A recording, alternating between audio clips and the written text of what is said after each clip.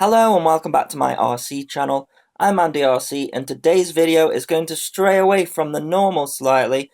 Of course, I'm known for my RC reviews and tutorials, but this product is kind of linked to the hobby.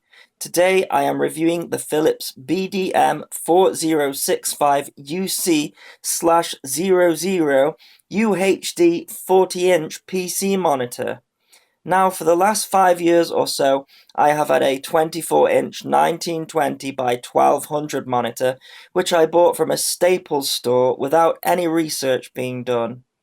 Usually, the standard resolution for monitors is 1920 by 1080, but I have since learned that gamers use 1920 by 1200 to get a slightly nicer field of view while gaming.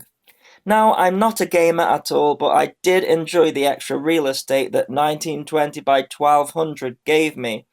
I wasn't in the market for a new monitor, however my old one packed in, so I didn't have much choice.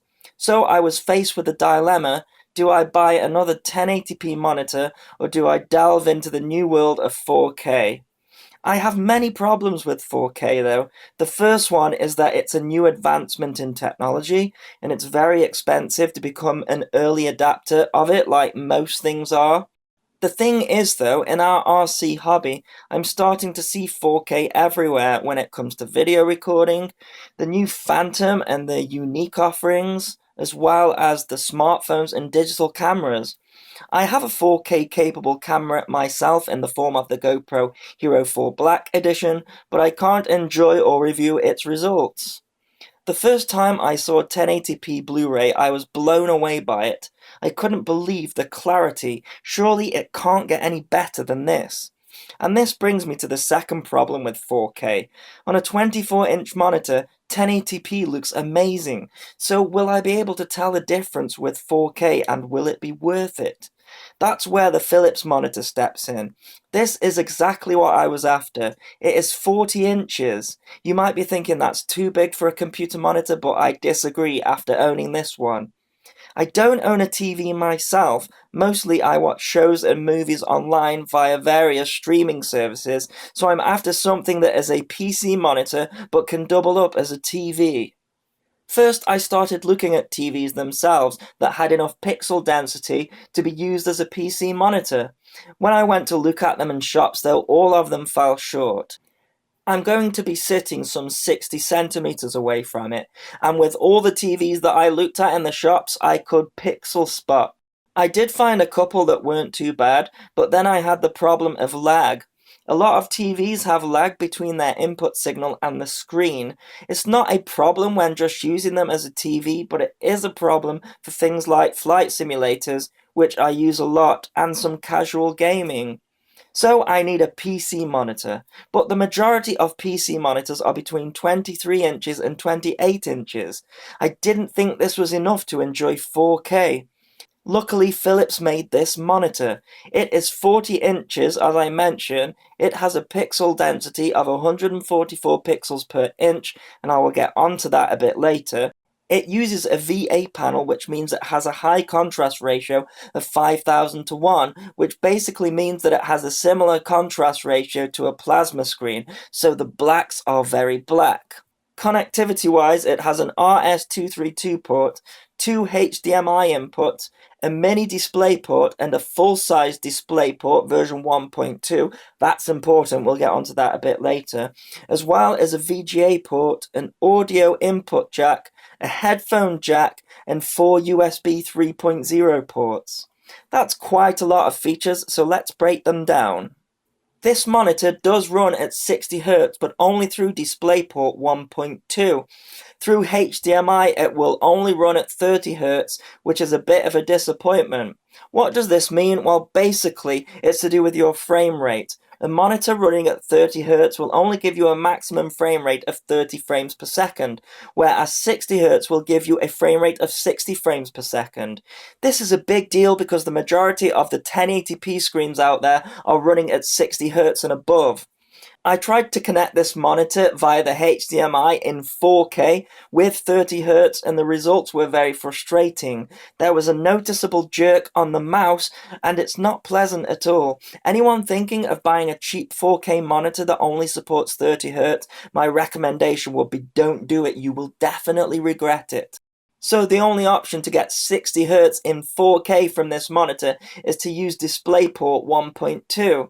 This then becomes very limiting because only the higher end graphics cards come equipped with DisplayPort. I have an Nvidia GTX 970 and luckily it has one, but it's by no means cheap. And this brings me on to the third problem with 4K, and that is the graphics power required to run it. I haven't gone for this 4K monitor for gaming, actually I've got it for its productivity value.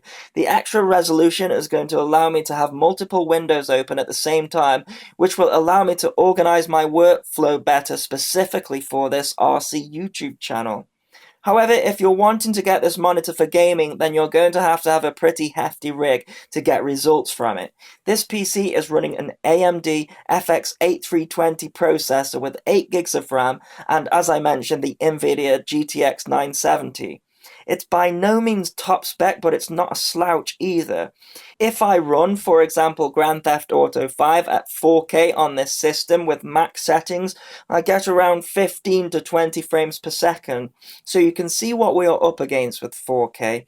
I believe even the most expensive of systems only get around 30 to 40 frames per second in 4K. So even the best hardware, when it comes to gaming experience, it's still going to be limited. So on my machine, I am limited really to 2.6K when it comes to gaming, but I do get 60 frames per second out of that. And of course, I can downscale to 1080p if I wish. The fourth problem I have with 4K, specifically with video, is bandwidth and content. I have invested in 4K for its video capabilities rather than gaming, and despite what the internet tells you, there's not a lot of 4K content out there. If you take Netflix, for example, they double their price of the subscription to stream 4K. Personally, I tried some 4K video on YouTube and my internet connection wasn't fast enough to stream it. Perhaps other parts of the world don't have this problem, but with my 10 megabit line, it can't cope with it.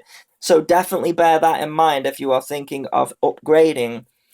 The last issue that I have with 4K as a content creator is the size of the videos. They are massive, and this is linked into the bandwidth thing as well.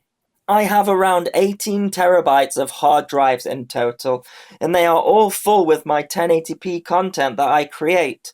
So if I was to start making videos in 4K and uploading them, I would have to treble that storage space, and also it's going to take a lot longer to upload, so it's not very economical either at the moment. Despite all those things, I do totally love this monitor. There's no way I could go back to my old one. We are used to hearing of smartphones with a 500 plus pixel per inch density, so you might think that 144 pixels per inch is low, but trust me, it's not. I sit very close to this screen and I'm OCD with pixel spotting, as you will see from my other videos. You can't see a single pixel with this monitor at all, and the image is crystal clear. You can't even compare it to a 4K television, it's in a completely different league. It's even finer than my 1080p monitor. It's annoying that you need to connect it to the DisplayPort to get that 60Hz in 4K, but as I say, I'm lucky and my graphics card has one. So if you are thinking of buying this monitor and you don't have a DisplayPort on your graphics card, then I can't recommend it. One thing I found the hard way is that you have to go into the monitor settings to change the DisplayPort version to 1.2. It comes with version 1.1 selected as standard. Version 1.1 does not support 60Hz at 4K, but version 1.2 does. We have this little joystick on the back here that allows us to go into the options and change the various settings. It's a bit fiddly, but you can quickly get the hang of it. One of the issues that worried me about 4K is how small the icons and text would be on the screen. It took me a while to adjust to how small 1080p text was, so with 4K it was going to be even smaller. It turns out though I didn't need to worry. Windows 10 has a DPI scaler, which means that even though your applications will run in 4K, your desktop and icons can be upscaled to resemble a normal 1080p desktop without loss of quality. Let's move on to its size. Is it going to fry your eyes? Is it too big? And the answer is no. It is awesome. Many people use a 2-monitor setup for workflow, and this monitor is just like that, but without the divide down the middle. I love it. The monitor does have some features that I won't really be using. You have the option to have 4 display inputs on the screen at the same time. It kind of reminds me of a security camera system in this configuration, but I suppose you could hook one up to a TV box and the other to your PC and watch TV while you work. It's not my style though. The monitor has built-in speakers which act as their own sound card when connected through DisplayPort, which caused me some problems at first. I use an aftermarket sound card in my PC for sound production. The default speakers in the monitor override my default sound card, and I had to disable them in the menu, but that wasn't too much of a big deal. The speakers aren't half bad sounding though, but I doubt many will be using them. The monitor has built-in USB 3.0 ports. At first I was excited about this because I assumed they worked through the display port. However, that's not the case.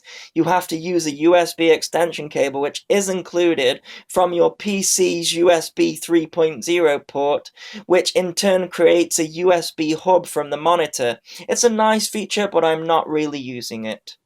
I should mention you get all the cables for every input option in the box, so you don't need to go and buy aftermarket ones. That's a really nice touch. However, I would have liked to have seen the cables a little bit longer. This is a massive monitor, and my cables have quite the journey to my PC.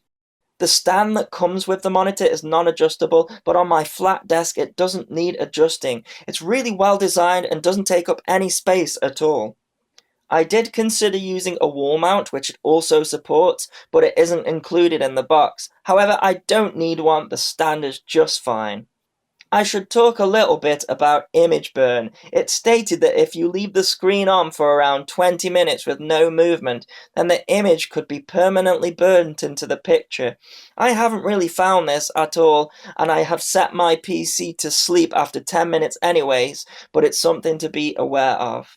The monitor does have these different modes. We have an economy mode which dims the brightness, because that is one thing that you have to get used to with a big monitor, is they're quite bright. Despite my fairly positive review of this monitor, this is actually the second one I have been sent. Let me explain why. I got this monitor off Amazon, and I'm really glad that I did that because they gave me a great local customer service, which is something that you need with a product like this. The Philips monitor is an expensive product.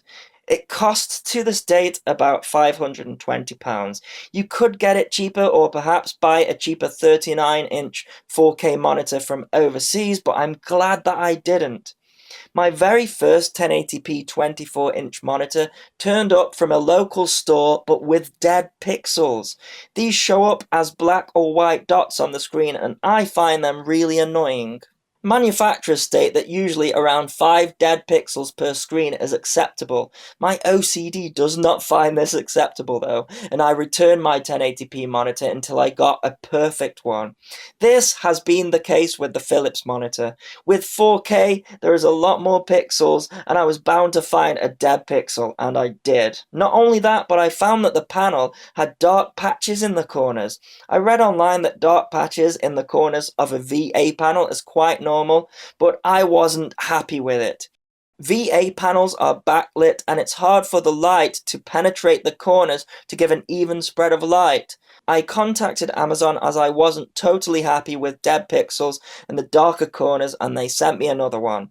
I'm glad I complained about it because the new monitor that turned up didn't have any dead pixels or dark in the corners, so definitely watch out for that if you plan on buying one. Just a couple of things to be aware of on this monitor.